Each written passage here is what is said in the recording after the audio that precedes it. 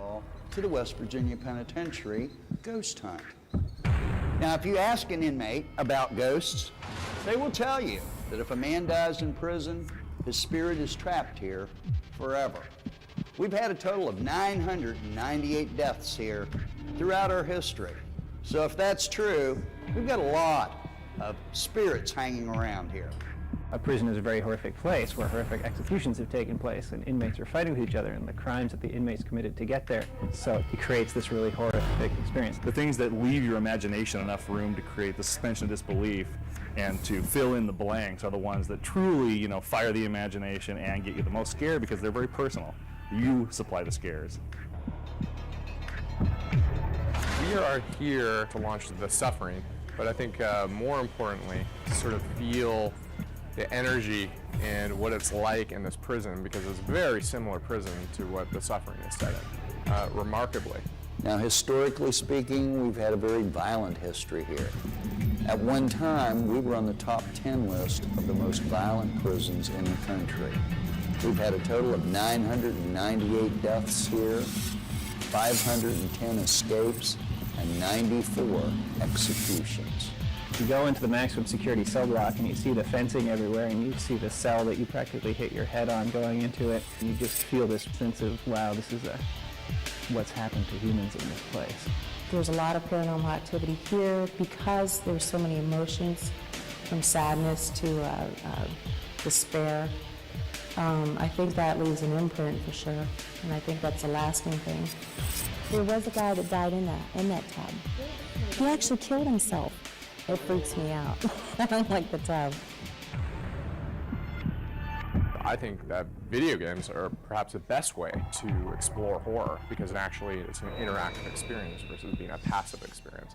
After running through the game and literally walking through these halls, I realized how similar they were in feel and tone, look, even color. We decided to set The Suffering in a fictional prison off the Maryland coast. It's been an island that's sort of had a legacy of evil over 500 years. And then we came here.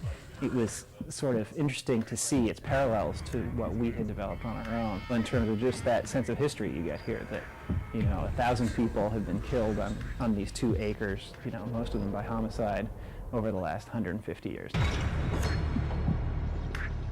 Start off with the protagonist, Torque, walking into the main cell block on death row.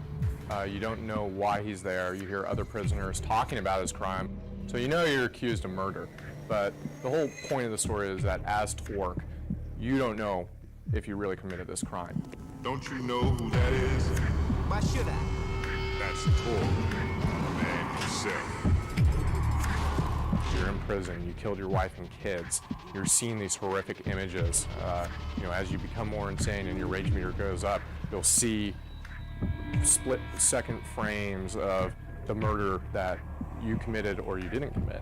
It's a game of discovery about Torque and the history of the island and how it all ties together. And that's actually affected by how the player plays the game. So you'll actually hear voices telling you, kill him, and then you hear your wife's voice, no, let him go. So you have this good and bad sort of pulling at you as you go through the game. I guess that grew out of our desire to sort of explore the morality of the player character. We wanted what the player did during the game to determine, whether Torque is guilty or not. I mean, there's very few games where you can really choose good or evil and have it affect the outcome of the game. Well, the main difference that we're doing is really making it more of an action horror experience as opposed to survival horror. There are a lot of games out there that are horror-oriented, but they use a fixed camera angle to create a sensation of lack of control in the game so that things can jump out at you and scare you. And what's important about The Suffering is that they have you in a full control 3D camera, and you can actually even switch into a first-person mode as well. And that gives you a true action game feel so that you can be targeting and shooting and going anywhere that you want. So what we really try to do is combine action and survival horror into sort of one game and then sort of evolve the horror genre. One of the things people are really going to pick up on how clever our creature design was.